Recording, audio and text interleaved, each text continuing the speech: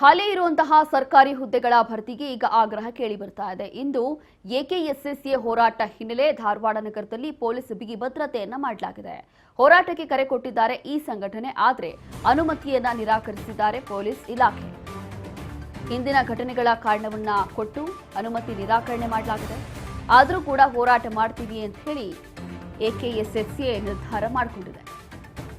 ಈ ಹಿನ್ನೆಲೆ ಮುಂಜಾಗ್ರತಾ ಕ್ರಮವಾಗಿ ಈಗಾಗಲೇ ಧಾರವಾಡ ಭಾಗದಲ್ಲಿ ಪೊಲೀಸ್ ಬಿಗಿ ಭದ್ರತೆ ಇದೆ.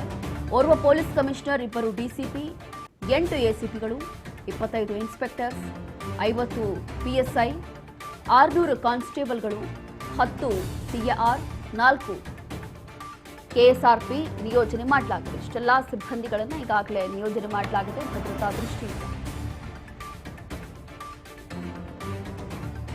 ಹೀಗೆ ಸರ್ಕಾರಿ ಹುದ್ದೆಗಳು ಖಾಲಿ ಇರುವಂತಹ ಹುದ್ದೆಗಳು ಭರ್ತಿಯಾಗಬೇಕು ಅನ್ನೋದು ಇಲ್ಲಿ ಬಹಳ ಗಂಭೀರವಾಗಿ ಕೇಳಿ ಬರ್ತಾ ಇರುವಂತಹ ಒಂದು ಆಗ್ರಹ. ಹಾಗಾಗಿ ಇವತ್ತು ದೊಡ್ಡ ಮಟ್ಟದಲ್ಲಿ ಧಾರವಾಡದಲ್ಲಿ ಹೋರಾಟವನ್ನು ಮಾಡಲಾಗ್ತಾ ಇದೆ. ಈ ಹಿಂದೆಯೂ ಕೂಡ ಹೋರಾಟ ಮಾಡಲಾಗಿತ್ತು. ಧಾರವಾಡ ಭಾಗದಲ್ಲೇ ಹೋರಾಟವನ್ನು ಮಾಡಿದ್ರು. ಅಂದರೆ ಸರ್ಕಾರಿ ಹುದ್ದೆಗಳೇನು ಖಾಲಿ ಇದೆಯೋ ಅದರಲ್ಲಿ ಬಹಳ ಪ್ರಮುಖವಾಗಿ ಮೆಡಿಕಲ್ ಫೀಲ್ಡಲ್ಲಿ, ಅದರಲ್ಲೂ ಕೂಡ ಈ ಭಾಗದಲ್ಲಿ ಅತಿ ಹೆಚ್ಚಾಗಿ ಹುದ್ದೆಗಳು ಖಾಲಿ ಇದೆ. ಏನಕ್ಕೋಸ್ಕರ ಇಲ್ಲಿ ಹುದ್ದೆಗಳು ಭರ್ತಿ ಆಗ್ತಿಲ್ಲ ಅಥವಾ ಬೇರೆ ಏನಾದರೂ ನಡೀತಾ ಇದೆಯಾ? ಈಗಾಗಲೇ ವರ್ಷಾನುಗಟ್ಟಲೆ ಪಾಪ ವಿದ್ಯಾರ್ಥಿಗಳು ಓದಿರ್ತಾರೆ, ಆ ಒಂದು ಸರ್ಕಾರಿ ನೌಕರಿಗೋಸ್ಕರ ಇಷ್ಟೆಲ್ಲ ಕಷ್ಟಪಟ್ಟಿರ್ತಾರೆ. ಆದರೆ ಕೆಲವೊಂದು ಕಾರಣಗಳನ್ನು ಕೊಟ್ಟು ಇಲ್ಲಿ ಆ ಒಂದು ಸರ್ಕಾರಿ ಕೆಲಸವೂ ಅವ್ರಿಗೆ ಸಿಗ್ತಾ ಇಲ್ಲ. ಬಟ್ ನೋಡಿದ್ರೆ ಹುದ್ದೆಗಳೆಲ್ಲವೂ ಕೂಡ ಖಾಲಿ ಬಿದ್ದಿದೆ. ಎಲ್ಲ ಹುದ್ದೆಗಳನ್ನು ಖಾಲಿ ಇಟ್ಕೊಂಡು ಸರ್ಕಾರ ಏನು ಮಾಡುತ್ತೆ ಅಂತ ಹೇಳಿ ಗೊತ್ತಿಲ್ಲ.